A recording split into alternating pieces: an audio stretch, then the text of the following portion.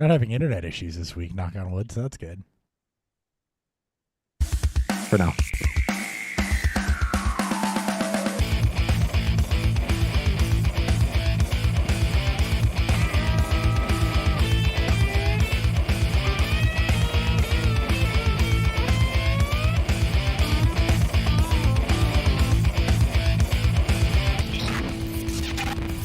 Are you playing the intro? Ah, shit. Yeah, I am. Welcome to episode 478 of the Beerfield Podcast. I am your host, at Beerfield Hop with TP's, Chris Hopper. As always, joined by at Beerfield30 and at Ryan Miner _FFP. What a good way to start out. I think episode 500 is going to be either the smoothest episode of all time, It's gonna be the only one I or get it's right. going to be the true encapsulation of our storied history, and just be saying using the round drops for beer review and beer preview. And, If Nick's here, I'm gonna do it just to piss him off. do you still have the Nick sound bites? Because I feel like that's going to be I do. That's going to be bust out. That's what we call winning. I still have everything. Yeah, that's going to Almost. be. I think episode 500 I'll have to take the next day off because I feel like it's going to be like a half a workday podcast. I have a feeling there's going to be multiple beers drank. We'll probably Yeah, just Like do it the longest episode. We'll probably just do for it no on a reason. Friday so we can all be hungover the next day without consequence. I'll have a puke bucket. That'd be great audio. Well, that's happened before. That's happened before, Dan. That legendary, me? that legendary New Year's somebody's puke. No, it was That me. was the live draft. I puked the next day. No, that it- was the live draft. It was me when we were doing the Does Ranch Go on Everything. Oh, that's right. That was a legendary episode. Like nobody was listens to. That was perfect. Terrible. I listened to it. And That one and the I did puke on camera. and the for random that. weekday. You got hammered after trivia, and you got almost all your predictions right for that week. Yeah, but I couldn't say my beer name. So You couldn't say names in general. episode 478. We've got Derrick Henry number of episodes left. Love it. Wee Yahoo! Yeah. 22. 22. And 4, we'll have Kirk Cousins' number of episodes left because Kyle Pitts asked for targets in exchange for number 8, and Cousins is like, nah, fam, I'll just take 18. They're going wide receiver at pick 8, confirmed now. We're just doing a news episode for you. It's kind of one of those weird weeks where we're not close enough to the draft for me to want to start that yet. But we're kind of through the heat of free agency and things like that. So we're at TBD on the calendar for this, and TBD is just going to end up being a news episode and kind of making it easy on ourselves. So What are you talking about? Let's kick off the March Madness. yeah, right. Today. We're going Today. to Goal Line, Or but yesterday, if you're listening. we're going to talk Shohei Ohtani too and all that weird bullshit, or we're going to make this a Who? variety show? If you want to, I mean, I don't it's play kind of cra- culturally impacted. If we're going to talk about that, we got to talk about was it NBA TV going to start broadcasting live odds during Oh, yeah, I saw during that their too. programs, because there's not already a betting problem in sports. Let's Right. let's also target the young 20 audience who can't afford to gamble. Let's be real.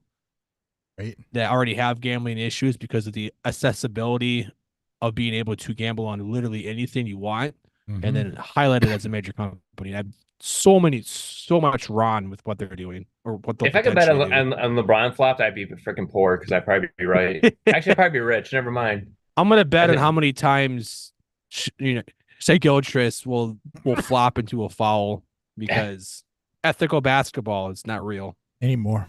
Nope. Not at all. Especially with that one Foster guy, apparently. That one Foster guy. Scott Foster. Oh yeah, fuck him. Um, The game was so bullshit. the Otani thing's just weird. Before we get to football, like that whole thing is just straight oddball. So, are you familiar with the ins and outs of that one yet? Yeah. You want to just Yeah. highlight it for the I'll run it for through. the people that may not. So, the Dodgers fired Otani's interpreter, and it came out. The story right now has evolved. The original story was that the interpreter racked up $450 million in gambling debt. One of Otani's people, and that Otani, not 450, $4 million in gambling, $4.5 million in gambling debt. I was about to say, holy crap, that's a lot of money. Yeah, $4.5 million in gambling debt, which is still a lot of money. And the story is that Otani paid that. So Otani's name came up in an investigation of an illegal California sportsbook as having transferred large sums of money to that account.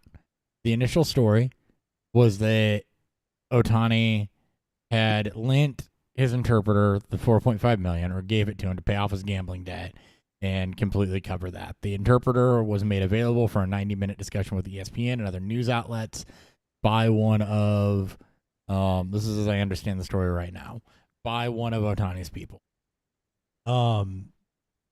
After that happened, with the Dodgers being in Korea, I guess the interpreter let the team know there would be a story coming out and breaking that was not positive. At that point, it's reported that Otani started to put two and two together and realized that, this interpreter may have stolen money from him. And then Otani's attorneys released a statement before the stories could drop, basically disavowing everything the interpreter had said in those interviews, and basically said, no, this is an issue of massive theft, and asked the authorities to start probing that. Oh, boy. It seems to me like this doesn't pass the smell test to me. This feels like dude's being made a fall guy to me. Because for all of this to be true, you have to believe that, one, Otani, he who just signed a $500 million contract, gave his interpreter full access to his bank accounts to be able to make those wire transfers without his knowledge or consent to this betting site, and that the interpreter decided to lie to the Dodgers, the news outlets, the representation, and everyone, thinking that Otani didn't stand English well enough to pick up on the fact that that's what was going on and think he could get away with it. To me, this feels like a fall guy scenario. Definitely feels odd. It does. Should be said, one other thing here. The one thing that is not being disputed is that no bets were made on baseball. It was soccer, it was American football, and it was some Japanese sporting events, but no bets were made on baseball. Well, at least that's good. Interpreter now says I that guess. Otani had no idea any of this was going on. So, I don't know. That whole thing does not. I'm interested to see how that plays out with the police probe and everything, because this does not pass a sniff test to me. No. All right. Interesting. Let's talk about what we're drinking. What's fueling Beerfield?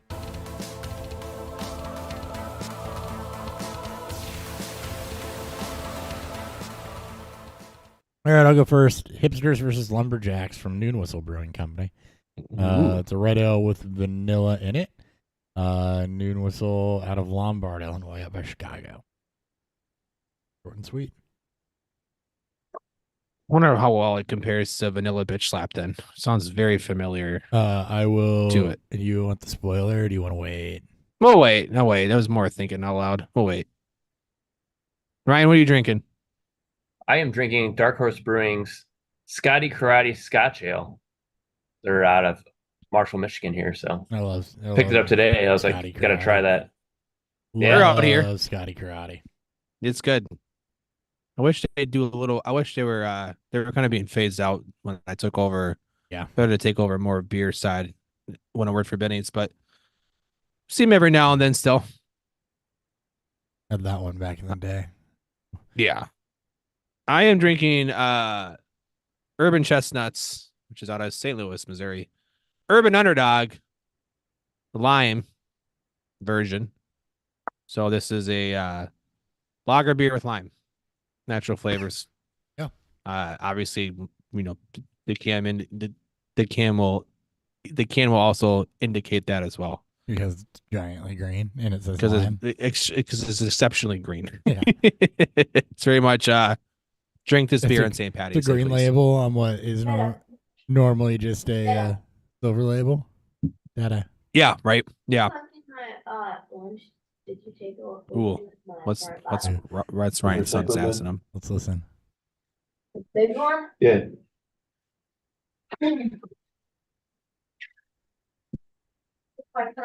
Sorry. Nope, don't be. This is No, fun. hold on. I think it's over. Okay. Making sure. All right. Great podcast moments More on that in soon. Beerfield history. News.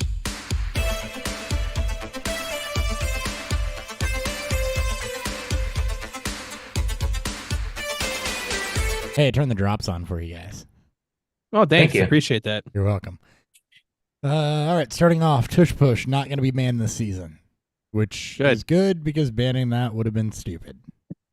I can't wait for Saquon Barkley to be paid $12 million a year to make sure Jalen Hurts gets Get to the 12 end zone. touchdowns at the goal line. Hey, man, you got to pay those quads that kind of money, all right? Dude, I can't wait for them to both line up in the same spot somehow. Jason Kelsey just So, like, good luck figuring it out. yeah.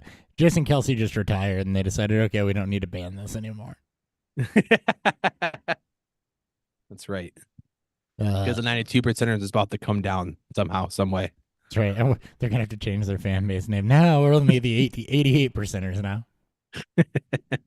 That's Whole so new statistical. sweatshirt line. We are now the 83.4 percenters. Yeah, that will, when you retire, you take it with you, so it That's stays right. 92 percenter. That's Yeah. true.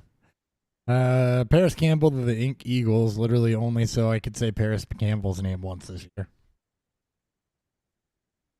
I'm sure you can say it again. He'd be like, God damn it. Should have started Paris They Campbell. have a number. I mean, I guess he's our number 3 receiver. He's probably kicker. He's number probably going to play 6 on more the special offense. teams. So he is Probably. Probably.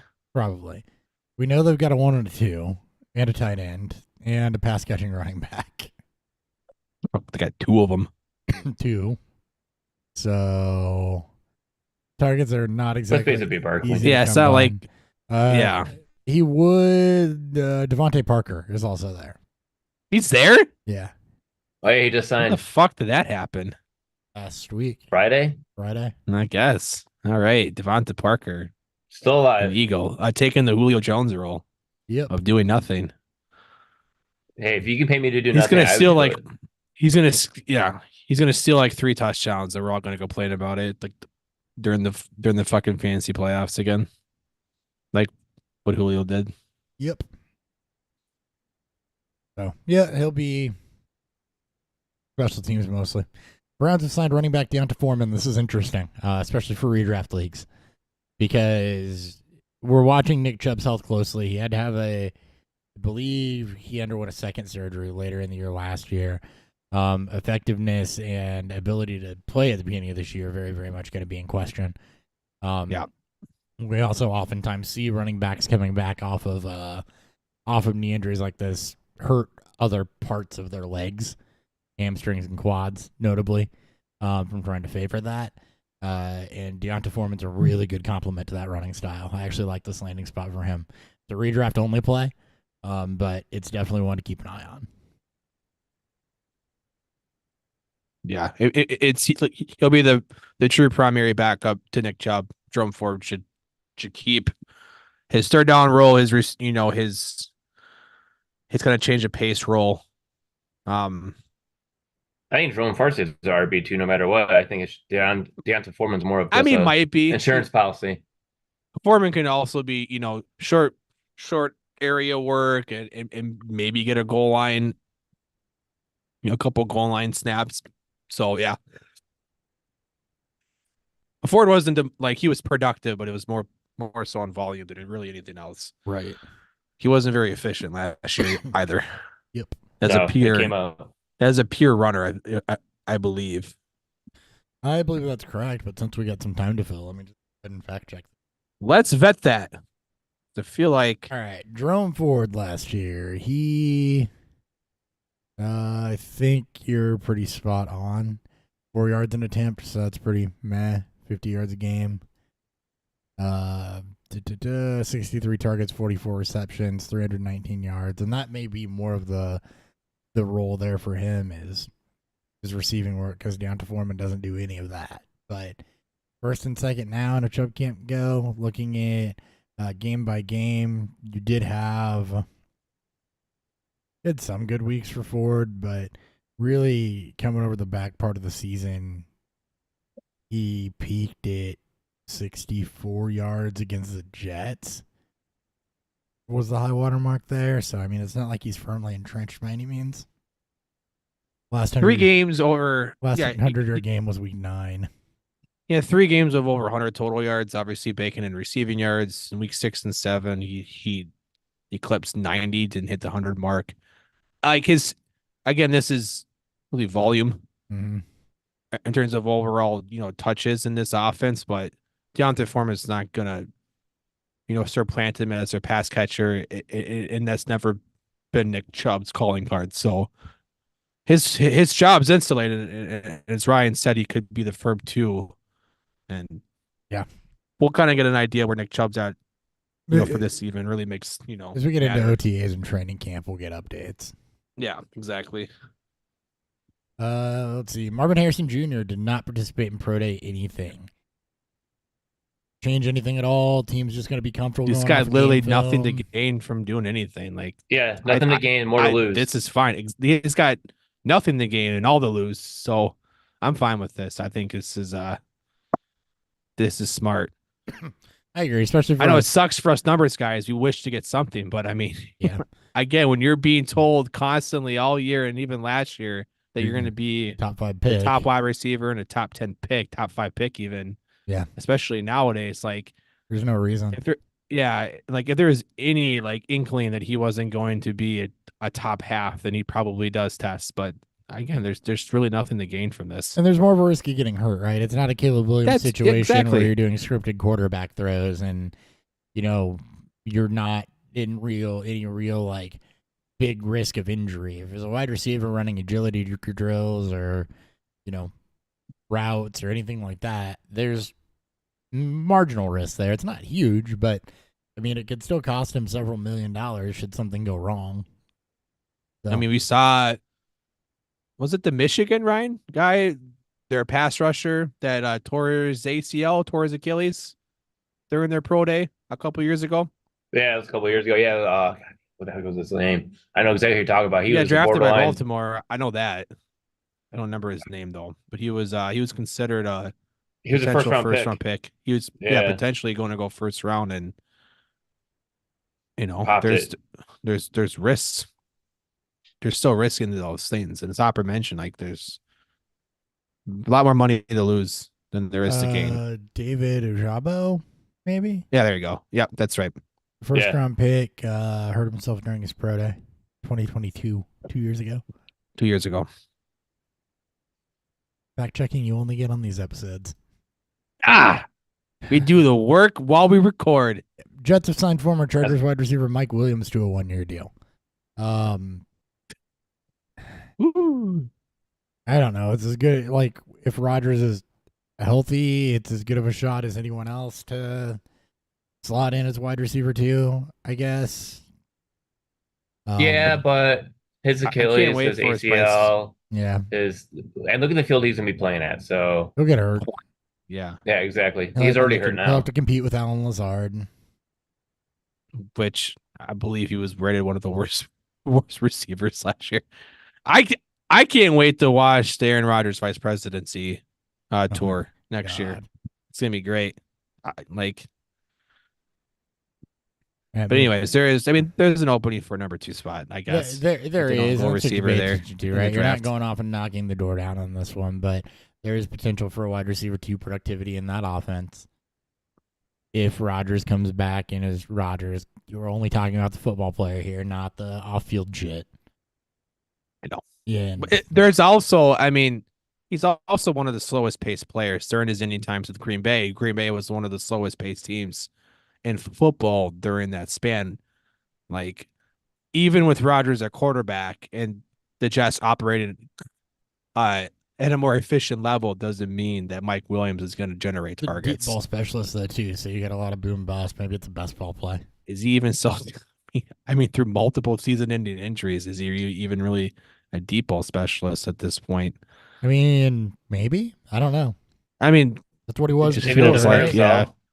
Like, it feels like he's just going to be, I don't know what he's, I don't know. It's a I don't one. think it would matter. It's a when 1 you're doing year. it. See what Yeah. happens. Yep. Browns extended Jerry Jeudy 3 years, $58 million for that. After trading for him, what was it was what? 2-day 3 picks, right? Yeah, I think so. Here, I'll Judy fact. getting paid. Here, let me fact check. You know, Yeah, it's he, like we he have got paid, time to but kill. but he didn't get paid. Like a lot of people were like, "Oh my god, he got paid." It's like, okay, it's Well, he what, didn't. 42 million over 3 years. You got a lot of, He it's a lot of didn't- upfront guaranteed money. He didn't get Ridley paid. No, It wasn't- exactly. It wasn't that bad. He got paid like a number 2 wide receiver, which is what he is at best.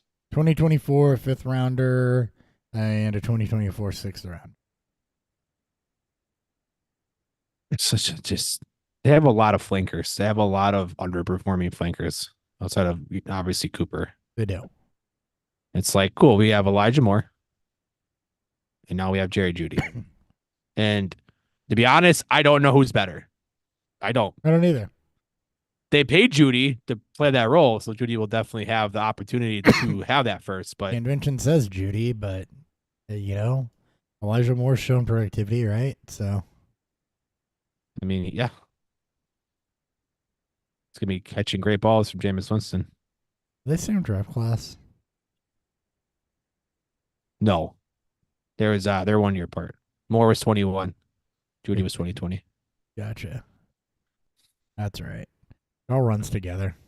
They do. Sometimes. Raiders signed Alexander Madison.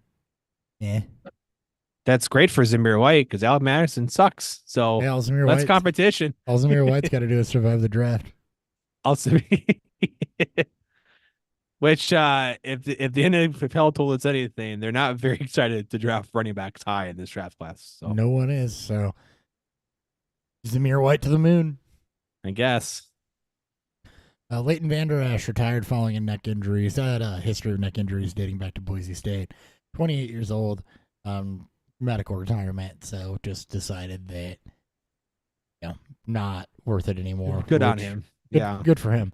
Very promising rookie season, and then just never found it again. Mostly due to injuries, not talent, which sucks. But good on him getting out, and hopefully has a healthy and fulfilling next chapter. Exactly.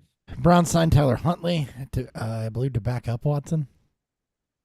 They have Jameis, nope. Jameis Winston there too. Jameis Winston. Yep. Yeah. So they're going. Sure. Watson, Winston, Huntley, DTR. I like it. Me too. All right. Probably the biggest news of the week. Put to rest all the Justin Fields talk. Pittsburgh acquires Justin Can Fields. we? Yeah, we can. Pittsburgh acquired Justin Fields from the Bears for a conditional 6th rounder that could turn into a 4th rounder based on certain playing time marks. Chicago is alleged to have had better offers, but made this move to do right by Fields. Bears were in contact with his representation every step of the way. It was said that Justin wanted to go to the Steelers over the other teams that were involved. Obviously Pittsburgh has brought in Russell Wilson on a 1-year deal. Wilson has been told that he is a starter, so it sounds like Fields will back up and learn here, potentially. So, a lot to unpack. So first, quick note: I want to talk about the note here that the Bears were alleged to have had better offers, but made this move to do right by Fields, because this is an interesting one. Normally, the NFL is treated like a business, and a lot of Bears fans are pissed that we didn't take the better offer. But the flip side to that is the NFL is also a brotherhood, and word of that will spread that the Bears made the effort to do right by Fields, which could prove very, very fruitful when you're trying to recruit free agents, when you're trying to get other players in. So I don't hate this. I don't hate the report. I think that this is a classy move by Poles and Ian Cunningham to get that done, because I don't think if there's a wide stretch of compensation they would. But so we don't know what the other offers were, but I like the move to do right by him, because that will be a tiebreaker for free agents and other people you may be trying to recruit as you build this thing. Thoughts And on better offer can legitimately mean anything. Like it could be one pick higher. It could be maybe a higher conditional return if certain areas are met. Like it should be highlighted, as you mentioned, that the Bears did, Fields right. They met his ass and they were able to make it work. And that's really that story. I still question, because we hear quarterbacks being given, you're gonna start, and then training camp starts and QB battles start, how and then teams Russell change. Wilson became a starter in the first place, right? That's how you beat out Matt Castle. Not Matt Castle, sorry. Matt Flynn. Matt Flynn. Look, Wilson got signed to a 1-year vet min, and Fields got traded for a late day 3 that could turn into an early day 3 pick. Like there is no value ties to them that it's more than the other. That there's no argument to be made. One's more valuable in terms of this year than the other. As we won't probably know until June when Pittsburgh has to make the decision to pick up his 5th year. If they do, Fields would be a top 16 paid quarterback, which is still very good at 25 mil. Like a lot of upside. I am the Fields. I'm the Fields guy on this show, and I will always wear that badge. I've always enjoyed and watched Justin Fields, and we'll see what comes from this. And I will say this with my chest puffed the fuck out. If you are staring in your super flex rookie drafts at drafting Michael Penix or Bo Nix, trade for Justin Fields, because the return in value from what you'll pay for him now when he inevitably starts, which will probably at some point be this year, the value will increase because nothing's changed with him as an actual fantasy producer. He's still 25 years old and he still very much has insane rushing upside. And if you're rebuilding, right? If this is take a shot because this, I mean, let's say that he does start and it does go well. Guess what? Pittsburgh just got a franchise quarterback and they're gonna give him. I think he's their bridge quarterback for the future. Well, that's what I mean. I think he will get a 2-year deal extension if he shows anything this year. They pick up the like a Jordan Love like extension. Yeah, they pick up the 5th year option and give him a year to start after they pull Russ through. Whatever that is. I mean, even if he doesn't start this year, right? I think they are gonna. I don't think they trade for him if they're not picking up that 5th year option, and see what happens. There's very little to lose with this deal. Yeah, like you're losing at worst a 4th round pick, at best a 6th rounder. Like better upside shot on him than any other quarterback you can really realistically take or expect from. Yeah. So Ryan. Yeah, no, I totally agree. Like I could see, like, all right, so Russell Wilson has $1.2 million. He's an easy cut candidate. They don't gain or they don't lose anything with it, letting him go. And getting Fields here, I mean, I don't think they're going to pick up his 5th year option, but I just see the Love type of contract going through here, where it's like 1 year, we'll give you a little bit more guaranteed money as like a prove it, because for some reason I just feel like Russell Wilson won't be there long. I'm with you. He's there for this year. Like I said, I think Fields will eventually be the starter. That's why you try to make the move for Fields now, or at least maybe like after a couple of weeks when the noise settles even more. I will say this for Pittsburgh. Good on them for recognizing that they had a quarterback problem, and good on them for getting the right lottery tickets with the defense where it's at and some decent offensive pieces to say, okay, we might not have a super high draft pick because our defense carried us, but let's go grab these guys that have some perceived high upside and see what happens.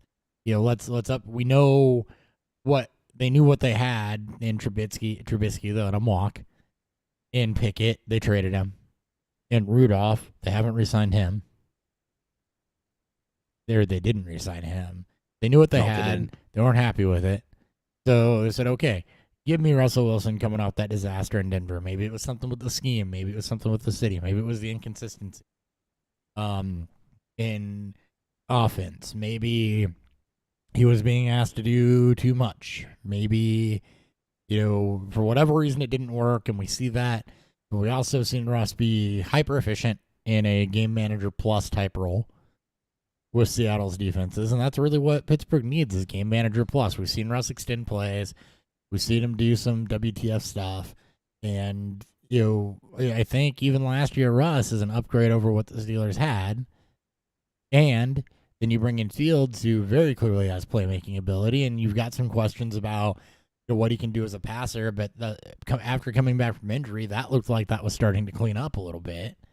So if you can continue that development by putting him in that room, the Steelers just went out and got themselves 2 lottery tickets at quarterback with decently high upside for $1.2 million and a day 3 pick. They got more for Pickett in their trade to Philly. They won this. They upgraded the quarterback spot. They upgraded the quarterback room, and they moved up 22 spots to go from a very late day 2 pick, round 3 pick to a top 100 pick in this draft. They move up from 120 to 98. Like they moved up from the top of the 4th round to the back end of the 3rd round, which again, there's still a lot of weight to that. So, and obviously getting two random 7th round picks in return that could be used to, navigate the draft in day 3 next year. So this is 2 very positive moves and very low risk if they don't work out.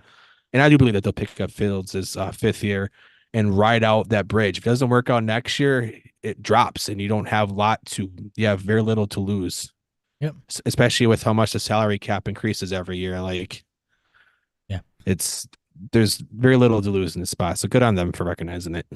And speaking of Pickett, Pickett apparently did not take the news that he would be QB2 to Russell Wilson which prompted the Steelers to make the trade to where, as I've seen several put it, he's now QB2 behind a better QB1. I don't understand this move for Philly because these two could not play any different style of quarterback. Well, actually, Hurst is just better at everything. So it just feels like an odd, he's just moving across Pennsylvania at this point. Like Philly just needed a backup, I guess, because they were rolling with Tanner McKee after Mariota walked. So I think they weren't comfortable with that, knowing the style that Hurts plays, maybe. So why not trade for Fields and let him walk and try to get the compensatory pick the following year? I don't know. You know what I mean? Like it just feels odd to move down. Like they moved down into they got rid of their 3rd, got a 4th, got Pittsburgh's 4th in return. And they could have gotten Fields cheaper unless the Bears really weren't going to do it because that's also true. Yeah, it could be. It could just be. Maybe Philly did offer. And they said no. And because they were right. What team surprised me on this one though? Like on this whole entire trade, it's like if that was what Pittsburgh had to give up, why didn't New England try to trade him for him? Well, I mean, again, it's the same thing for Philly. Maybe they tried to, and their offer. Like I can't imagine no one offered a day 2 pick for Fields because that'd be a snap to accept if you're comparing it to what they got from Pittsburgh. Yeah. My guess is that every team offers some variety of, for day 3 pick with conditionals tied to it, which makes sense. And they're all very similar. Well, in reality, looking at New England's team, though, don't you think New England is going to be worse next season? They should have offered Pittsburgh? If they didn't. Exactly. Sure. That's what I don't understand. Why they didn't do that. They also may not have taken it, and maybe Fields didn't want to go there with New England sitting at 4th pick in the draft, right? Yeah. They don't want to give up the value of a high day 3 pick, maybe. Maybe they didn't want to, maybe they offered a 5th and or maybe Philly's like, maybe you just didn't want to go to a team that was perceived to be a total fucking mess right now. That too. And maybe you want to just really play for Mike Tomlin. I mean, Mike Tomlin fucking loves him. That was mentioned all throughout offseason how much he likes Justin Fields and is intrigued. Pittsburgh has a winning culture, regardless of what we've seen from them the last handful of years. Tomlin's never had a team go below 500. He's made the playoffs in a lot of years in which people thought he never should or would, especially last year where no one predicted him to do shit. and he still almost made the playoffs. And Like, it's easy to say why didn't they, because since we know there was other things at play here than just total pick bidding compensation, that you can always come back with, well, maybe they did, and the Bears weren't willing to do it because it wasn't a good fit for Fields, and they were truly trying to do right by him. And that's weird in the NFL. You see that a lot more in baseball around the trade deadline than you do in the NFL, but that's the only thing I can think of. Yeah. Is it they probably did, and we probably don't know. It'll come to light at some point. we'll probably never know, because I wouldn't be surprised if there's some fluff behind what they said Or maybe we to will. also make them sound better too. Maybe we will. I can see where the Bears may not want what more compensation was getting out, though. There's nothing to gain from knowing this. It No. just makes them look worse and makes it, teams involved in this, like, Yeah. certain ways. So Lions have extended Donovan Peoples-Jones. they did. Yeah. 1 year. Yeah, it's just 1 year. How little do I know? Yeah, I know that because I live here. Well, sure, that makes sense. 1 year To extension. play their wide receiver 3 role. Wide receiver 2?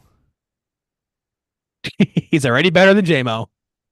Hey, now. He's the second outside Hey. receiver. He's He done will more. probably play on a 2 receiver sets. He's done more. Produced more. He doesn't miss time. Played He more doesn't miss time for games. gambling. That's for sure. Doesn't miss time for gambling or injury. I don't hate Well, it. he should. I like it a lot. Actually, I like Don. I like DPJ. That's fine. I have no. DPJ And so seems like this is DPJ seems like a Dan Campbell type of player. this is nothing Oh, more yeah. than a 4th or 5th option move. We know the true pecking order in this receiving core. Plus, he's only 20 minutes from home now, so Sam for Laporta, another year. Amon-Ra St. Brown. St. Brown, Gibbs. Laporta, and Gibbs. Yeah.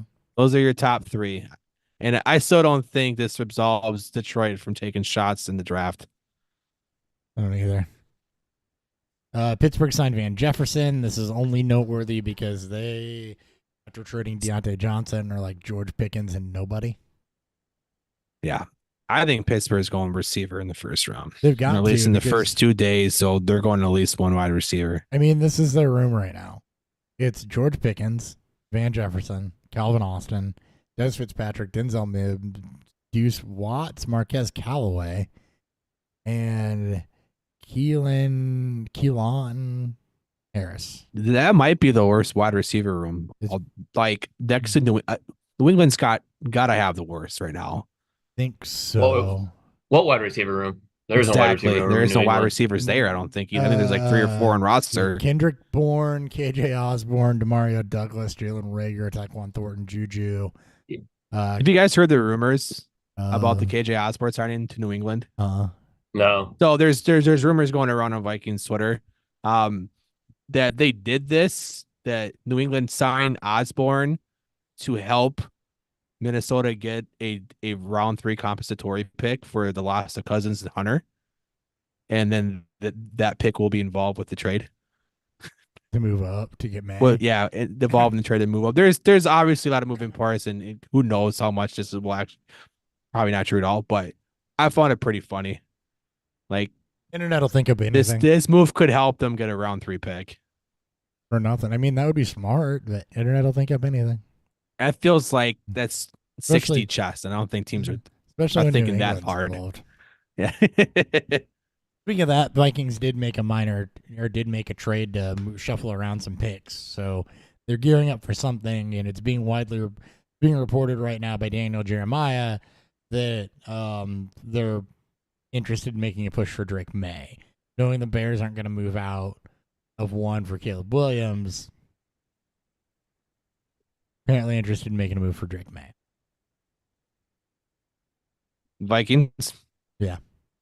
Yeah. There's I think pick 2 is the highest. So go. I doubt Washington trades back down to 11. That just doesn't make sense, just given all the news around them selecting a quarterback at 2. A lot of people. There's a lot of mixed results on whether or not New England stays at 3 or takes the quarterback at 3. And obviously the trade up, I think as far as they go is, or as low as they'll go is probably pick 4. I think Arizona trades out of that spot Well, and just, New England gears doesn't. up for the Kyler Murray show. New England doesn't right now. They're rolling with Jacoby Brissett, Bailey Zappi, and Nathan Rourke Yeah. at the moment. I think their so- rosters doesn't need, I think their roster's too bad right now. I don't want to bring in a rookie quarterback. That's not Caleb Williams. Yeah, they got to do I think it's good for them to move down and go again. accrue at least 3 first Yeah. round. They're probably going to get both Well- the first from this year's obviously class and probably next year's first. And Washington right now is running Marcus Mariota and Jake Fromm. So Yeah, they're going. It keeps flipping. It keeps either being May or Daniels with very little sprinkles of McCarthy too. So that's the thing. That's You've what- got 4 quarterbacks that could start. So be interesting. Raiders Yeah. restructured Jacoby Myers' contract just because we haven't said his name in a while. Not for any of his own doing. He had a decent year last year, but contract's been restructured for him. So yay. Yes. I guess he got paid wide receiver 2 money last year, and he's wide receiver 2. That did all right. Yep. I guess good for He him. did, Hopefully, he he got did more. better than I expected. Probably got more guaranteed money then. He probably did. Good for him. So just a note, sounds like he'll be sticking around there, is usually what that means. Yeah. Cowboys released Michael Gallup. What never was. Bears Sad. re-signed Dante Pettis. More special teams move. We already talked the Eagles. I think the other biggest piece of news here, causing offensive linemen to rejoice everywhere, and we will end with this one before the beer review, so we can finish our beers for this gentleman. Aaron Donald announced his retirement from the NFL after 10 seasons. Quarterbacks are happy right now. So Linemen are happy right now. linemen are happy. That too. According that to too. on New Heights, Jason Kelsey did a good job of covering why Donald didn't have better numbers, and it's essentially because he's the only, according to Jason Kelsey, who's been around for a while, the only defensive player, not even Micah Parsons, that the whole offensive game plan revolves around just don't let him wreck you. Double team him on everything, chip him on everything, and that is part of the value that doesn't show up on the stat sheet for Aaron Donald, is that you have to commit so many resources to blocking him that frees up other guys and other things to happen. So, And I think the only reason why he didn't get more Defensive Player of the Year's award is because of voter fatigue. Like yeah. he had strings of years more than he could have had if that wasn't the case. He's a legend. He's obviously a first ballot Hall of Famer, and right now, up there with the greatest defensive players, not just D line, but in general, the greatest defensive players this league has ever seen. Yep. Like he's got to be talked about in the same vein as a Reggie White. Yes, they played different styles on the defensive line, but disruptors in their own rights during their own era. Like, Yep. we may never see another Donald. I couldn't believe the Vikings passed him up for fucking Anthony Barr. That'll always The Vikings, the Lions passed him up too. Yeah, I think he was That was picked even 13, worse yet. 12 teams passed him up. He was mocked there so much during that process. I followed that draft here a lot. Yeah, Drafted what by could the have been, man. Rams in the first round of the 2014 NFL draft. The players that went ahead of him, ready? Yep. Davian Clowney, who's been a total journeyman. God, with Yep. Greg Robinson. 13 for him now. Greg Robinson, Robinson. who was a tackle in St. Louis. Yep. Blake Bortles. Jesus himself. Jesus himself. Wow. Okay, you can justify that one. Sammy Watkins. Yeah. Man, if injuries, just Yeah. injuries, and I think just Buffalo was a fucking This is actually shit show at that point. Actually, That was the wide receiver dominant class. That this was is a pretty. arguably the greatest wide receiver This is class. actually of a all time, pretty you know? fucking good draft. Khalil Mack, Yep. not bad. Jake Matthews, the Atlanta tackle, not bad. Yeah. Mike Evans, not bad. Not bad. Another Hall of Famer. Defensive back Justin Gilbert. Okay, that didn't pan out. Anthony Barr, Eric Ebron. That's who Detroit. Yeah, that Eric yeah. Ebron, yeah. Back to back. I mean, Barr, pretty historic Viking during his own time in its own right, but man, Yeah. there's a lot of conversation post draft about wanting to take Donald instead of Barr, and a lot of fans were pissed. Yep. Yeah, Breck can't freaking Ebron. You guys just don't learn about taking tight ends high. You guys going Brock Bowers? Thinking about it. Should trade up If for he him. makes it to you guys in the late 20s. No, we're just gonna trade up for him. Let's see. That's right. We're gonna run a 12 personnel system. Like Hugo, Minnesota, hold our beer. We're moving up too. Taylor Lewan and then Odell Beckham. All ahead of him. So I mean, I didn't realize Beckham went that high. and Beckham He was lower. was 112 for the Wow. Giants. Pick ahead of him. That wide receiver year is Yep. fucking nuts. man. Immediately after him, just because I want to just push how impressive this class was when it's not the quarterbacks. Kyle Fuller to the Bears, Ryan Shazier, Zach Martin, DJ Mosley. Right after that. And then it kind of falls off. Brandon Cooks is in that first round. Johnny Manziel. Darquez Denard. Jason Verrett. Kelvin Benjamin. And Marcus Smith. Kelvin Wow. Benjamin was a first round pick. Oh my God. Yep. Jimmy He, Ward. he was the most productive receiver in year one. Jimmy One Ward, of the most productive receivers, excuse me. Jimmy Ward, Bradley Roby, Teddy Bridgewater. That was also big news. The Mhm. trade up for Bridgewater. Oh yeah, That was a pretty good I was all first, excited. pretty good first round.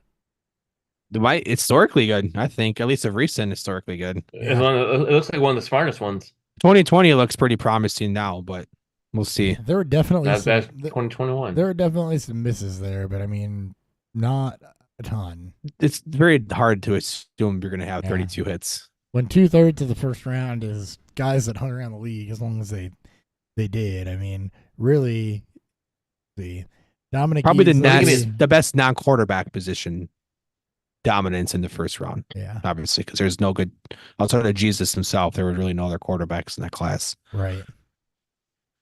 All right, Yeah, Manziel, I guess if you count that, but Jesus himself. much sad better. story, real sad story. He could man,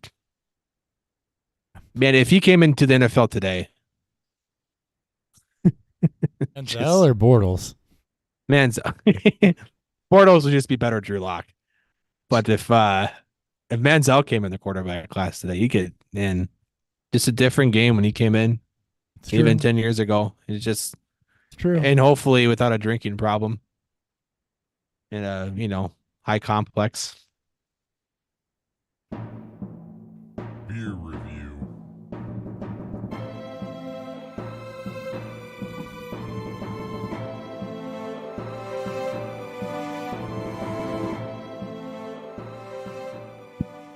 All right, I'll go ahead and start. Reminder: I am drinking Hipsters versus Lumberjacks. It's a red ale with vanilla.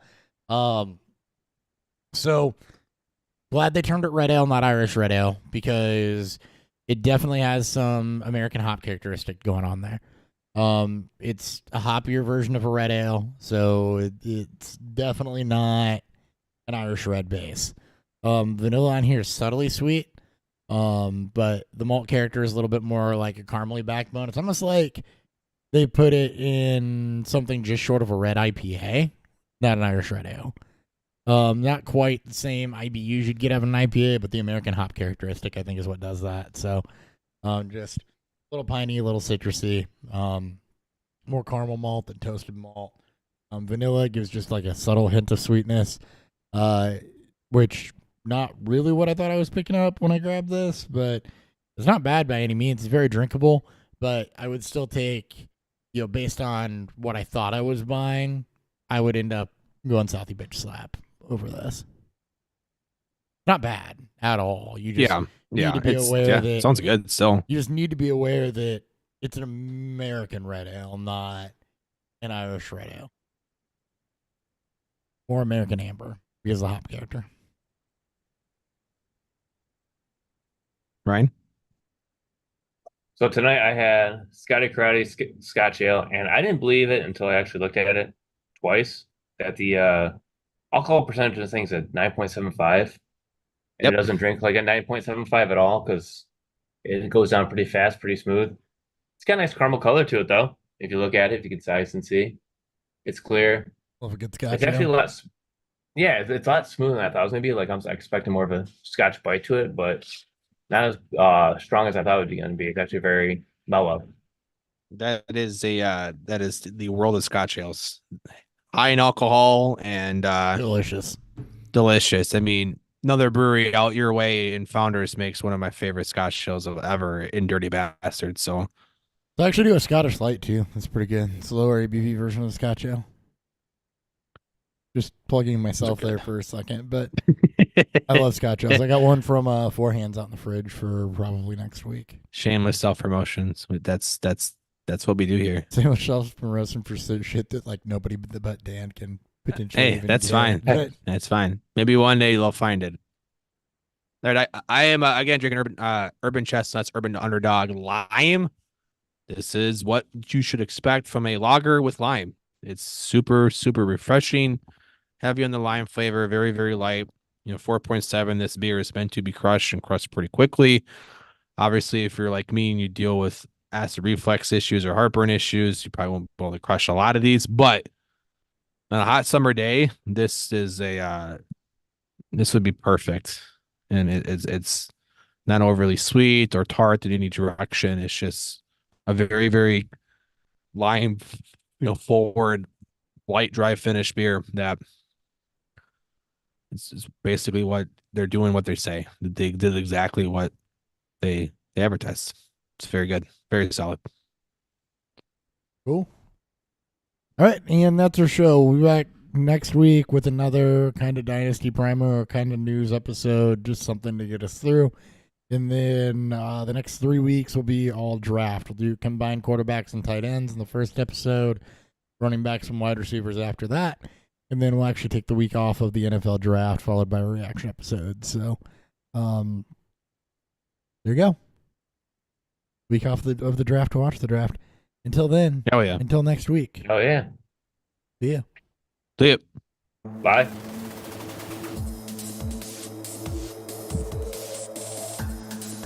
Beer View.